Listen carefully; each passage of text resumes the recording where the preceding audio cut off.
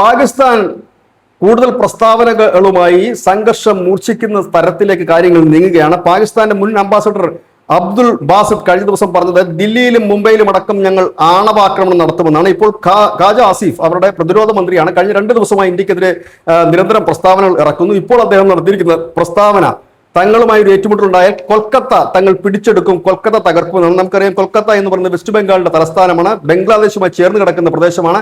അതിലേക്കും തങ്ങൾക്ക് കടന്നു കയറാൻ മടിയില്ല എന്നാണ് ഖാജ ആസിഫ് പറയുന്നത്. നമുക്കറിയാം കുറച്ച് ദിവസങ്ങൾക്ക് മുമ്പ് ദില്ലിയിൽ നിന്ന് ബംഗ്ലാദേശികളായിട്ടുള്ള ഭീകരന്മാരെ അറസ്റ്റ് ചെയ്യുന്ന ഒരു സാഹചര്യമുണ്ടായി. ഈ ഒരു സാഹചര്യത്തിലാണ് ഇപ്പോൾ ഇതിനെ നമ്മൾ നോക്കിക്കാണേണ്ടതായിട്ടുള്ള കാര്യം.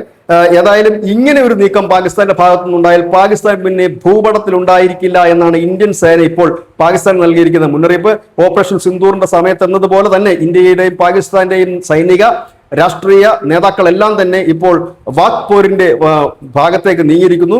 ഈ മാസമാണ് പഹൽഗാമിന്റെ 1ാം വാർഷികം. ഈ വാർഷികത്തിന് മുൻപ് ഈ സംഘർഷം പൊട്ടിപ്പുറപ്പെടുമോ എന്നുള്ളൊരു വലിയ ആശങ്കയിൽ തന്നെയാണ് ഇപ്പോൾ ലോക മാധ്യമങ്ങളും ലോകം ആകെ ഇതിപ്പോൾ ഒരു ചർച്ചാ വിഷയമായി മാറുന്നു. നമുക്കറിയാം അമേരിക്കയും ഇറാനും തമ്മിൽ ഒരു ഭാഗത്ത് വലിയ സംഘർഷം നടക്കുന്നു, അതിന്റെ മറുഭാഗത്തേക്ക് ചൈനയും തായ്വാനും തമ്മിലൊരു സംഘർഷം നടക്കുന്ന സാഹചര്യം. ഇതിനിടയിലാണ് ഇപ്പോൾ ഇന്ത്യ പാകിസ്ഥാൻ സംഘർഷത്തിലേക്ക് നീങ്ങുന്നത്.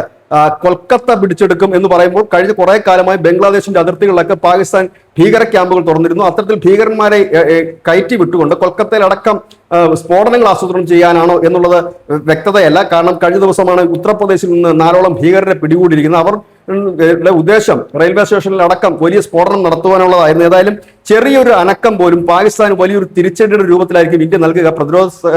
നമ്മുടെ പ്രതിരോധ മന്ത്രി രാജ്നാഥ് സിംഗ് പറഞ്ഞത് ഓപ്പറേഷൻ സിന്ദൂർ ഞങ്ങൾ ലിമിറ്റഡ് ആയിട്ടുള്ള ഒരു ആക്രമണ രീതി ആയിരുന്നെങ്കിൽ ഇനി അങ്ങനെ ആയിരിക്കില്ല, വളരെ ശക്തമായ ഒരു തിരിച്ചടി തന്നെ നൽകും എന്നുള്ളതാണ്. ഏതായാലും ഇതെല്ലാം ചേർത്ത് വായിക്കുമ്പോൾ ഒരു യുദ്ധം ആസന്നമാണ് എന്ന് തന്നെയാണ് മനസ്സിലാകുന്നത്. News desk Malayalam.